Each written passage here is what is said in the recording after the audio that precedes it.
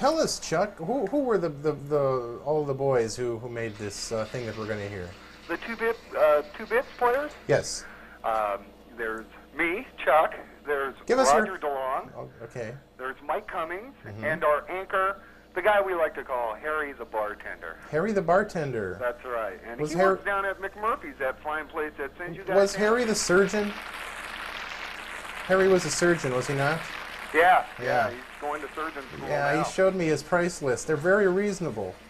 Well, yeah, if you're getting something taken out. Yeah, well, I think we all could use something. But yes, yep, Barry. those are the two-bit players, and we're just sitting around waiting for you to play that tape. Well, we will. What time is it? Oh my God, our hour's almost up. I think we're going to 12:30. We have a request to find out precisely exactly how long we're going to be on. You know, Why? you really can't hear you over the phone, Marty. The only way I can hear you is by watching the TV. Oh, really? You can't hear me on the phone? No, I can't. Oh, why isn't that working? How come we don't have an audio person? That's. Thank God for the miracles of TV. Oh, gee, that was nice. Is that any better? Try again. Hello? Hello? Hello? No, I can just hear you over the TV. I wonder if it's one of these. No, that's just a monitor. Okay. Well, I'm sorry about that, or anybody else who calls in. Can you hear over? Where's this one? Oh, well, gee, that's fine. But somebody might be on a phone where they're not near a TV. Gee, we've had that happen lots of times. Well, how many people own a phone and don't own a TV? No. That's not the point. They may be have a phone in a different room, and they can't hear the TV. Shall I say one, Marty? Pardon me? We need a decision. It's a definite decision. Okay, you guys, well, I'm going to let you go because I know you got piles and piles of phone calls just piling up. All the people from Covina wanting to talk to you. Okay, well, thank you, Chuck. You guys did a good job, and the rest of Covina will find out about that. Thank you, Chuck. Just maybe we'll cue that up. As a matter of fact. Here, shove that in VTR1. Hey. Yes, Chuck. And by the way, my mother wants you to play it now. And she says the damn cable company doesn't have good movies on. Well, we're not in charge of movies. We got the Mullers! Well, it's either that or get punched by my mom. Yeah? Okay, you guys, you have a good show. It's looking great tonight. Well, thank you. You have a good night now. Oh, my God, look at that. That's weird. Oh, geez. See, this is what it kind of looked like. Kind of fun. For a second. Oh, thanks, Chuck. Yeah, cut that out there. Well, this is what we're talking about here. This is going to get switched over to here. Did we have a call? Because it really doesn't matter. And we can lose these. And here you go. Take a look at this. Submitted for your. No, don't look at this, but listen to this. Yeah.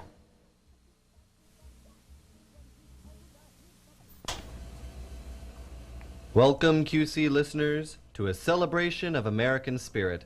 Sit back now as we bring you to the days of yesteryear when our founding fathers were outlaws starting a new country with a new government. So relax while we take you back to a dimly lit, smoke-filled back room of a modest inventor's shop somewhere on the Lower East Side of Philadelphia. In this room, history is being made.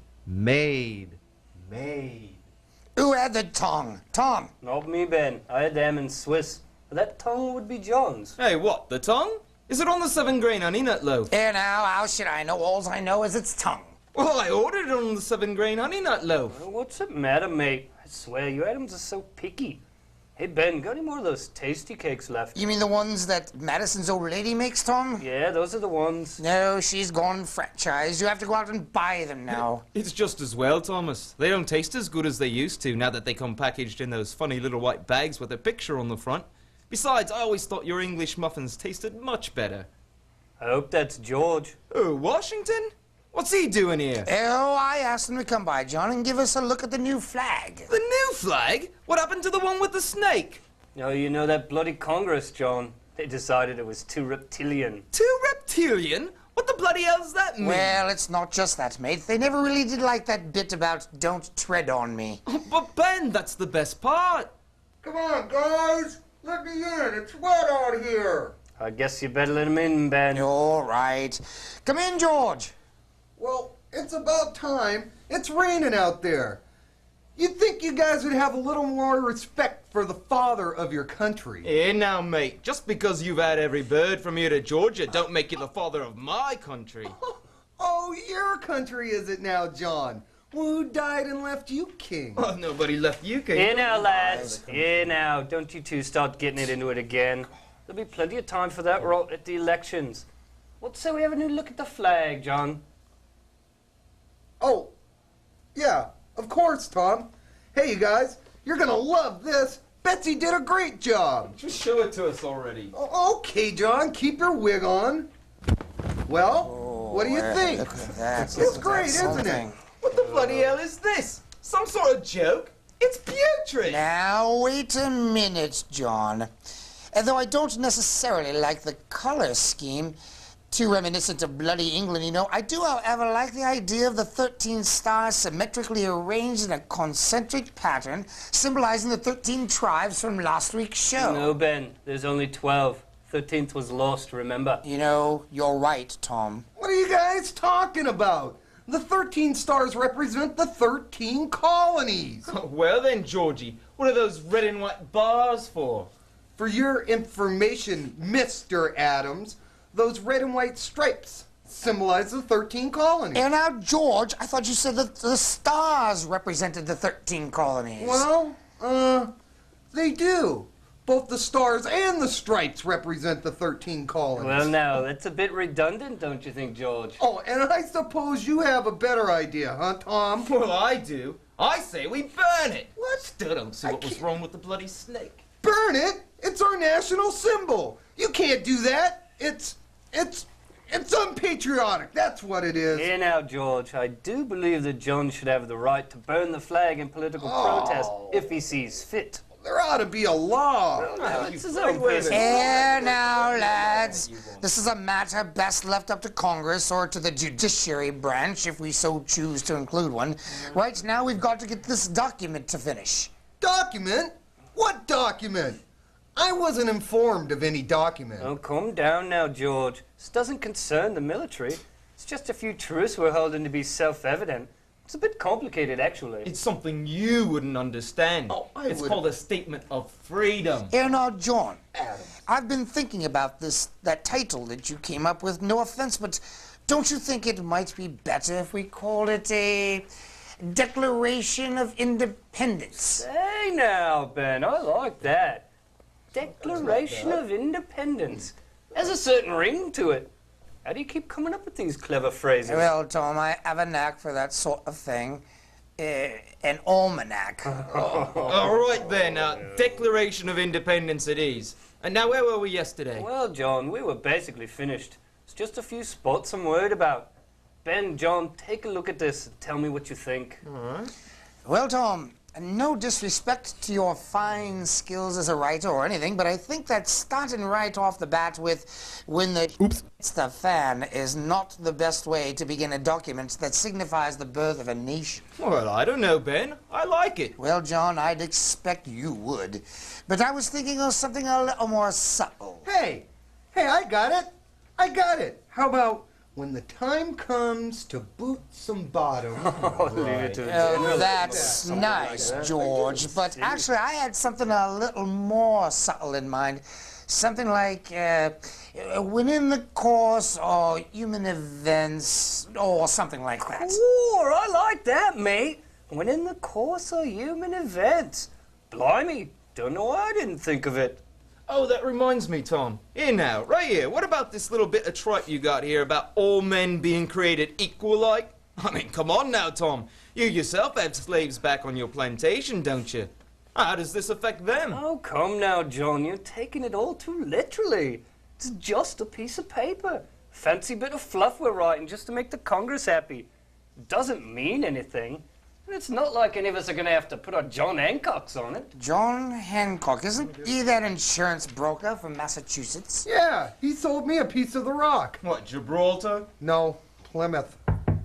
Who's that, John? I don't know, George, but I hope it's Ringo. Well, what happened to Paul? Hey, Ben, that's next week's skit. I thought that was last week's. No, John, that was the 13 tribes, remember? Page 2, line 51. No, Tom, that was 12 tribes, remember? Oh, yeah. So, We going out on the joke? No, John, we still have to squeeze in Benedict Arnold and 2 more jokes. Well then, we better get on with it. Let him in, Ben. Right. Come in, Benny. Hey, lad, what's what you say around this one? I don't trust him. Every time he's out with us, he gets one of us in trouble with the wife. Hi, guys. What you doing? Oh, I'm nothing, Benny. What brings you here? Oh, I was just in the neighborhood, and I noticed General Washington's new horse parked out front. And I might say, sir, that's a beautiful steed you mount there, sir. That's to say, your mount is a beautiful steed, sir. One most befitting of someone of your stature and importance.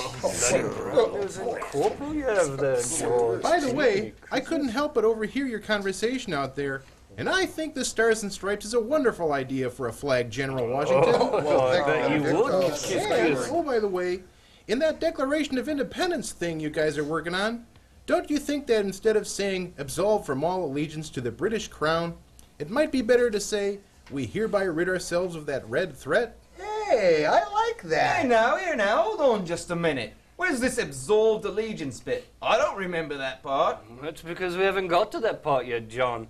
It's way down towards the bottom of the page. Well then, Tom, how is it that Benny knows about it? Oh, I'd like to know that same thing. Well, How is it that Benny knows about it? And how, while we're at it, how is it that he knows that we changed the title to Declaration of Independence when we just changed it not 10 minutes ago? Just how long were you standing out there, Benny? Yeah, Benny?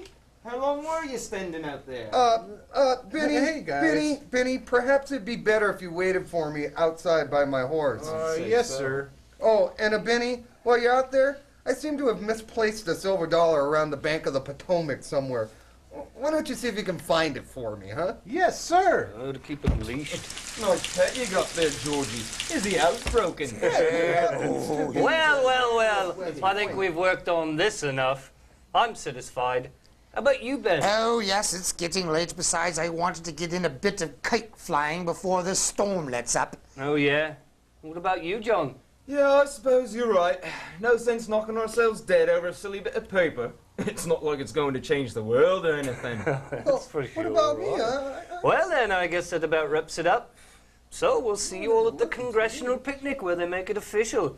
Remember now, that's 9:30 on the 3rd in the center of Liberty Park. That's the 4th. What's that, Ben? I said it's the 4th. The 3rd is a Sunday, so they moved it back to the 4th, which is Monday. That way we get the 3-day weekend. Oh, that's right. I hate that when they do that. You know, they did that to my birthday last year. Oh, don't spit a sliver, George. Come on, let's go. All right, Ben, we'll be seeing you then on the 4th. Careful with the kite. Guys, later. Bye, Ben. Well, look at this mess. Can't believe they come over here and drink all my ale. Walk around, put their feet up on my stove, and rip my magazines.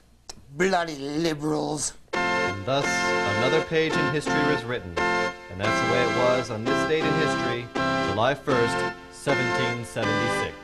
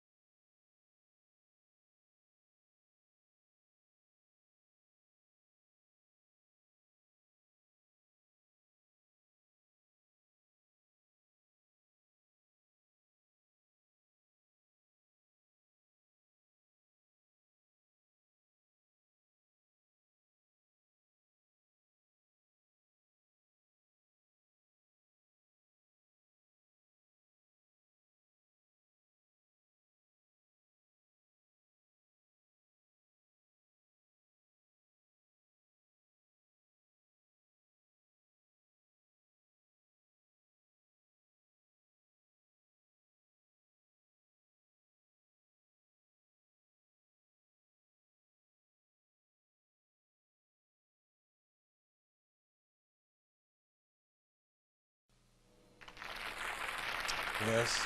Thank you. Thank you. Thank you, everybody. Thank you. Thank you. Thank you. Oh, is that on? Thank you. We got rid of the other. We got rid of the shotgun. Thank you. No, thank. Okay. Thank you. Thank you. Thank you. Thank you, Barry. Thank you, Barry.